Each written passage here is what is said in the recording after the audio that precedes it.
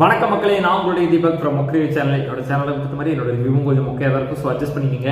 இன்னைக்கு நம்ம தனுஷ் அவர்கள் அவரே இயக்கி அவரே நடித்து அவருடைய 50வது படமாக வெளியே வந்திருக்கிற ராயன் படத்தை பற்றி தான் பார்க்க போகிறோம். ஸோ ராயன் இந்த படத்தோட கதை என்னன்றதை ஒரு சுருக்கமாக பார்த்துறோம். ஸோ ஒரு காலத்துக்கு முன்னாடி பார்த்தீங்க அப்படின்னா நம்ம தனுஷ் அவர்கள் சின்ன பையனாக இருக்கும்போது ஒரு கேரக்டராக காட்டுறாங்க. ஸோ அந்த டைமில் அவங்க ஃபேமிலியில் ஒரு சம்பவம் நடந்துருது. அந்த சம்பவத்துக்கு அப்புறம் என்ன பண்ணுறதுன்னு தெரியாமல் தன்னுடைய 2 தம்பிகளையும் குழந்தையாக இருக்கக்கூடிய தன்னுடைய ஒரு தங்கையையும் கூட்டிகிட்டு அவர் ஊரை விட்டு அங்கேருந்து வந்துடுறாரு. அதுக்கப்புறம் ராயபுரத்தில் செட்டில் ஆகுறாங்க. ஸோ இப்படியே இந்த குடும்பம் வளர்ந்து பார்த்தீங்கன்னா பெரியவங்க நாமக்கப்புறம் இந்த ஃபுட் ட்ரக்குன்னு ஒரு இது இருக்கு இல்லையா, அந்த ஃப்ளோர் போடுவாங்க இல்லையா, அந்த ஃபுட் ட்ரக் வச்சுட்டு தொழில் பண்ணிட்டு தன்னுடைய தம்பிகளையும் தங்கையையும் பார்த்துக்கிட்டு வராரு. இவர் இப்படி ஒரு அண்ணனா, பொறுப்புள்ள அண்ணனா தனுஷ் அவர்கள் இருக்காரு. இவர் சாதாரணமாக பார்த்தீங்கன்னா ஒரு சட்டிலான ஒரு அமைதியான கேரக்டராக தான் இருக்காரு. ஆனால் தன் குடும்பத்துக்கு ஒரு பிரச்சனை ஏதாவது வந்தா அடங்காத அசுரனா அப்படியே ஏறி அடிச்சு எல்லாரையும் துவம்சம் மட்டும் போற ஒருத்தராக தான் இருக்காரு. ஸோ இப்படி இருந்துகிட்டு வர நம்ம தனுஷ் அப்படின்னு பார்த்தீங்கன்னா அதே ராயபுரத்தில் இந்த பக்கம் வந்தால் எஸ்.ஜே. சூர்யா ஒரு டார்க் வெல், ஒரு கேங்ஸ்டர், சில இல்லீகல் ஆக்டிவிட்டிலாம் பண்ணிட்டு இருக்காப்புல. இப்படி நம்ம எஸ்.ஜே. சூர்யா சில ஆக்டிவிட்டிலாம் சில சம்பவங்கள்லாம் பண்ணிட்டு இருக்கப்போ பார்த்தீங்கன்னா அதில் ஒரு சம்பவம் நம்ம எஸ்.ஜே. சூர்யா கேங் பண்ண போறப்ப தெரிஞ்சோ தெரியாமலையோ நம்மளுடைய ராயன் தனுஷ் அவர்களுடைய ஃபேமிலி அதில் ஒரு தடையை கொடுத்துட்றாங்க. ஸோ அந்த தடைக்கு யார் காரணம் அப்படின்னு நினைக்கிறப்போ அது ஒரு சம்பவமாகவே மாறிடுது. ஸோ அந்த சம்பவம் இவங்க 2 பேருக்குள்ளேயும் ஒரு கிளாஷ், அதாவது ஒரு சண்டையை ஏற்படுத்தி ஒரு மோதலை ஏற்படுத்தி விடுகிறது எஸ்.ஜே. சூர்யாவுக்கும் தனுஷ் அவர்களுடைய ஃபேமிலிக்கும். ஸோ இதுக்கப்புறம் அந்த சண்டை வளர்ந்து பெருசாகி அது எது வரைக்கும் போச்சு, சில டெஸ்ட் அண்ட் டென்ஸ் எல்லாம் நடுவில் போட்டு இதுதான் இந்த படத்தோடைய மொத்த கதை. ஸோ ஆக மொத்தத்தில் ட்ரைலரில் நீங்கள் என்ன கதை பார்த்தீங்களோ அதே கதையை தான் படத்துலையும் எடுத்து வச்சுருக்காங்க. ஸோ அதுக்கும் இதுக்கும் எந்த டிஃப்ரெண்ட்டும் கிடையாது. இருந்தாலும் நம்ம எக்ஸ்பெக்ட் பண்ண கதை, நமக்கு தெரிஞ்ச ஒரு கதை தானே, நம்ம படத்தில் போய் உட்காந்தா நமக்கு போர் அடிக்குமே அப்படின்றதும் கிடையாமல் ரொம்ப ட்விஸ்ட் அண்ட் டென்ஸோட நமக்கு ரொம்ப என்கேஜிங்காக இந்த படத்தை ஸ்க்ரீன் பிளே ரைட் பண்ணி எழுதியிருக்காரு நம்ம தனுஷ் கே ராஜா அவர்கள். அதுக்கு உண்மையாக ஒரு இயக்குனராக நான் அவரை பாராட்டியே ஆகும். இந்த படத்தோட பாசிட்டிவ் பற்றி நம்ம பேசணும் அப்படின்னா, முதல் பாசிட்டிவ் நம்மளுடைய பெரிய பாய் ஏஆர் ரஹ்மான் அவர்கள்.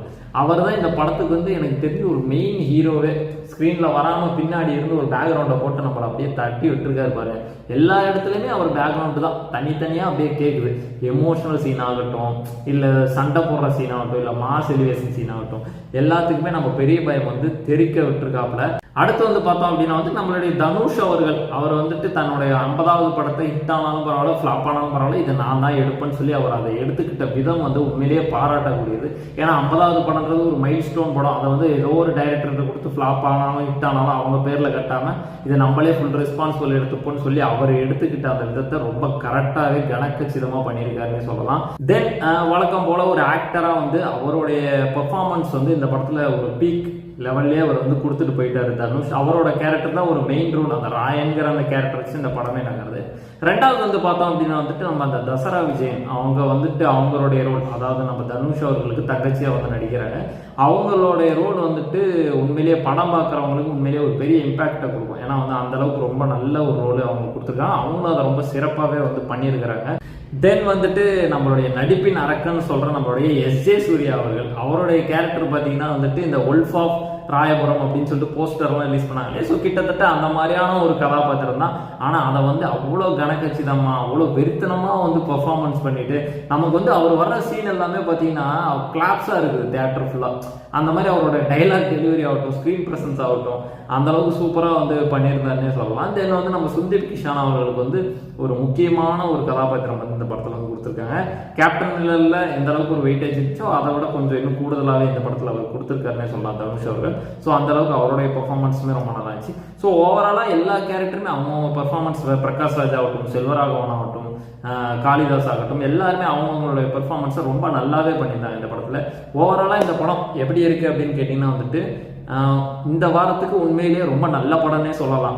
இத்தனை நாளாக கோலிவுட்டில் கோலிவுட்டை யார் காப்பாற்றோம் நம்ம ஒரு 6 மாதம் ஓடினதுக்கப்புறம் மகாராஜான்னு ஒரு படம் வந்துச்சு, அதுக்கப்புறம் கருடன் ஒரு படம் வந்துச்சு. இந்த 2 படம் ஓகேடா கோலிவுட்டை நீங்களாவது காப்பாற்றுனீங்களா இருந்துச்சு. அதுக்கப்புறம் இந்தியன் 2 வராருக்கு, நம்மளை கம்பேக் கொடுக்க போகிறாரு, இந்தியன் தாத்தா கம்பேக் இந்தியன் அப்படின்லாம் சொல்லிட்டு நம்ம பாட்டு பாடிட்டு இருந்த நேரத்தில் சரி இவராது தான் பண்ணுவார்னு போனால் நம்மளை கதரை விட்டு துரத்தி விட்டாங்க. ஸோ இதுக்கப்புறம் கோலிவுட் அவ்வளோதானா அப்படின்னு நினச்ச நேரத்தில் இந்த வருதுரா ராயன் அப்படின்ற மாதிரி நமக்கு இந்த ராயன் படம் வந்திருக்கு. ஸோ உண்மையிலேயே இது ரொம்ப நல்ல படம் தான். ஆனால் என்ன ஒரு சங்கடம்னா டெட்பூல் அண்ட் வோல்வரின்னு ஒரு படம் வந்திருக்கு. அந்த படத்தை கூட போய் ரிலீஸ் பண்ணி வச்சிட்டாங்களே. ஏன்னா வந்து பாதி கூட்டம் அதுக்கு போது, பாதி கூட்டம் இதுக்கு வருது. அதனால இவங்களுக்கு அந்த வசூல் ரீதியான வெற்றி கண்டிப்பாக வந்துருச்சு. இருந்தாலும் இன்னும் நிறையா வந்திருக்க வேண்டிய ஒரு படம் இந்த வோல்வரின் படம் இப்போ வரல அப்படின்னா வந்துட்டு கண்டிப்பாக வந்திருக்கும். It's okay. பட் அந்த படமும் அங்கே பொழந்து கட்டிட்டு இருக்குது. அதுக்கான ரிவ்யூவை நான் நாளைக்கு சந்திக்கிறேன். இன்னைக்கு இந்த ராயன் படத்துக்கு நம்மளுடைய மொக்கரியிலிருந்து 3.5 அவுட் ஆஃப் 5 வந்து நான் கொடுக்குறேன். ஸோ அந்தளவுக்கு ரொம்ப நல்ல படம். இந்த வாரத்தில் நீங்கள் இதை போய் என்ஜாய் பண்ணுங்கள். ஃபேமிலியோடய போகலாம். ரேட்டட் கொடுத்துருந்தாலும் கொஞ்சம் வைலன்ஸ் அதிகமாக இருக்க படம் தான். இருந்தாலும் நீங்கள் ஃபேமிலியாகவே பார்க்கலாம். ஒன்றும் பிரச்சனை அந்தளவுக்குலாம் ஒன்றும் இருக்காது. ஸோ ஃபேமிலியாக பார்த்து இந்த வாரத்துக்கு இந்த படத்தை போய் என்ஜாய் பண்ணுங்கள். அதுக்கு முன்னாடி என் வீடியோவை லைக் பண்ணுங்கள், ஷேர் பண்ணுங்கள், சப்ஸ்கிரைப் பண்ணுங்கள் முடிஞ்சு. அப்போ தான் நான் அடுத்த ரிவ்யூ போடுறப்போ உங்களுக்கு வரும். ஸோ அதுவரை உங்களிடமிருந்து விடைபெறுவது உங்களின் தீபக் ஃப்ரம் முக்கரி சேனல். தேங்க்யூ நண்பர்களே. டாடா.